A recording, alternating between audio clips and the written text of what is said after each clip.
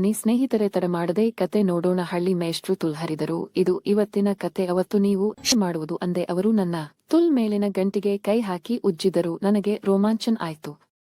ಹೀಗೆ ಸ್ವಲ್ಪ ಹೊತ್ತು ಮಾಡಿದರೆ ನಿನಗೆ ತುಂಬಾ ಸುಖ ಬರುತ್ತೆ. ಬೆರಳನ್ನು ಒಳಗೆ ಹಾಕಿ ಆಡಿಸಿದರು. ಸುಖ ಬರುತ್ತೆ ಅಂತ ಬೆರಳು ನುಗ್ಗಿಸಿ ಆಡಿಸಿ ತೋರಿಸಿದರು. ಆದರೆ ನನ್ನ ಕನ್ಯಾಪುರೆ ಅಡ್ಡ ಇತ್ತು. ಮೇಷ್ಟ್ರ ಬೆರಳು ಸರಿಯಾಗಿ ಒಳಗೆ ಹೋಗುತ್ತಿರಲಿಲ್ಲ. ಇದಕ್ಕೆ ಕನ್ಯಾಪುರೆ ಎನ್ನುತ್ತಾರೆ. ಇದು ಹರಿದರೆ ಮಾತ್ರ ಸುಖ ಬರುವಂತೆ ಸಂಭೋಗ ಮಾಡಲು ಸಾಧ್ಯ. ಹರಿಯುವಾಗ ಸ್ವಲ್ಪ ನೋವಾಗುತ್ತೆ, ಸಹಿಸಿಕೊಳ್ಳಬೇಕು. ಅದು ಮುಂದಿನ ಸುಖಕ್ಕೆ ಸೋಪಾನ ಅಂದ್ರು. ನನಗೆ ಹೌದು ಅನಿಸಿತು. ಮೇಷ್ಟ್ರು ಮುಂದುವರಿದು, ನೀನು ಒಪ್ಪಿದರೆ ನಿಂಗೆ ಸುಖ ಕೊಡುತ್ತೇನೆ, ಆಗಬಹುದಾ ಅಂದ್ರು. ಅಮ್ಮನಿಗೆ ಗೊತ್ತಾದರೆ ಅಂದೆ. ತೊಂದರೆ ಇಲ್ಲ, ಅವಳು ಗಲಾಟೆ ಮಾಡುವುದಿಲ್ಲ ಅಂದ್ರು. ನನಗೆ ಅದು ಒಂಥರ ಮುಂದುವರಿಯುವ ಆಸೆ ಆಯ್ತು. ಆಗಲಿ ಮಾಡಿ ಸಾರ್ ಅಂದೆ. ಮೇಷ್ಟ್ರು ಮುತ್ತಿಕ್ಕಿ, ನೀನು ಒಪ್ಪುತ್ತೀಯ ಅಂತ ನನಗೆ ಗೊತ್ತಿತ್ತು, ಸ್ವರ್ಗಾನೇ ತೋರಿಸ್ತೀನಿ ಅಂದ್ರು. ನನ್ನ ಮೈಯೆಲ್ಲ ನೆಕ್ಕಿದರು. ಹಾಗೆ ತುಲ್ ಸಹ ನೆಕ್ಕಿದರು. ತುಲ್ ರಸಕ್ಕೆ ಬೆರಳು ಹಾಕಿ ತೆಗೆದು ನೆಕ್ಕಿದರು. ನನ್ನ ಮೊಲೆಯನ್ನ ಹಿಟ್ಟಿನಂತೆ ನಾದಿದರು. ನನ್ನ ತುಲ್ ರಸ ಬಿಟ್ಟಿತ್ತು. ಹಾಗೆ ಮಂಚದ ಮೇಲೆ ನನ್ನ ಅಂಗಾತನೆ ಮಲಗಿಸಿದರು. ತೊಡೆಯ ಮಧ್ಯ ಮೊಳಕಾಲು ಊರಿ ಕುಳಿತರು. ಅವರ ತುಣ್ಣೆ ದಪ್ಪವಾಗಿ ಗಟ್ಟಿಯಾಗಿ ನಿಂತಿತ್ತು. ನನಗೆ ಇದು ಒಳ್ಳೆ ಹೋಗುವಾಗ ಎಷ್ಟು ನೋವಾದೀತು ಅಂತ ಹೆದರಿಕೆ ಆಯ್ತು.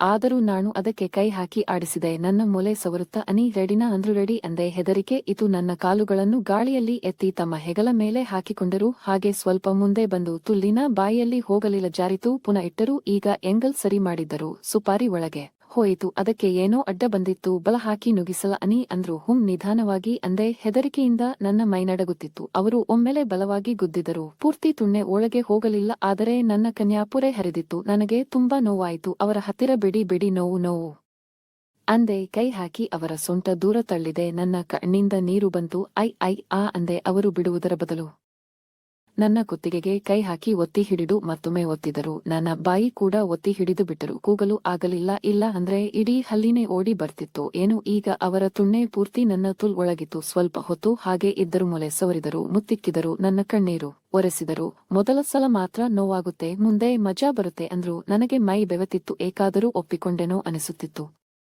ಮೈ ಅಲ್ಲಾಡಿಸಬೇಡ, ಸ್ವಲ್ಪ ಹೊತ್ತಲ್ಲಿ ನೋವು ಮಾಯವಾಗುತ್ತೆ ಅಂದ್ರು. ಸುಮ್ಮನಿದೆ. ಅವರು ಮೈ ನೆಕ್ಕಿದರು. ನಾನು ಅವರಿಗೆ ಮುತ್ತು ಕೊಟ್ಟೆ. ನನ್ನ ನೋವು ಸ್ವಲ್ಪ ಕಡಿಮೆ ಆದಂತೆ ಅನಿಸಿತು. ಅದರ ಪತ್ತೆ ಅವರಿಗೆ ಆಗಿರಬೇಕು. ನಂತರ ನಿಧಾನವಾಗಿ ಕುಂಡಿ ಆಡಿಸತೊಡಗಿದರು. ಅವರದು ಒಳಗೆ ಹೋಗಿ ಹೊರಗೆ ಬರತೊಡಗಿತು. ನನಗೆ ಮಜಾ ಬರುತ್ತಿತ್ತು. ಸ್ವಲ್ಪ ಹೊತ್ತಿನಲ್ಲಿ ತುಲ್ ಹರಿದ ನೋವು ಮರೆತು ಹೋಯಿತು. ನಾನು ಕುಂಡಿ ಎತ್ತಿ ಕೊಡತೊಡಗಿದೆ. ನಂತರ ಅವರು ನನ್ನ ಕಾಲುಗಳನ್ನು ಹೆಗಲ ಮೇಲಿಂದ ಕೆಳಗೆ ಬಿಟ್ಟರು. ಮೈ ಮೇಲೆ ಮಲಗಿ ಕುಟ್ಟತೊಡಗಿದರು. ಸ್ವಲ್ಪ ಹೊತ್ತಿನಲ್ಲಿ ಅವರು ರಸ ಬಿಟ್ಟರು. ನನ್ನ ತುಲ್ ತುಂಬಿ ಹೊರಗೆ ಬಂತು. ಹಾಗೆ ತುಲ್ಲಿಂದ ರಕ್ತ ಕೂಡ ಬಂದಿತ್ತು. ಅದು ಬೆಡ್ ಶೀಟ್ ಮೇಲೆ ಬಿದ್ದಿತ್ತು.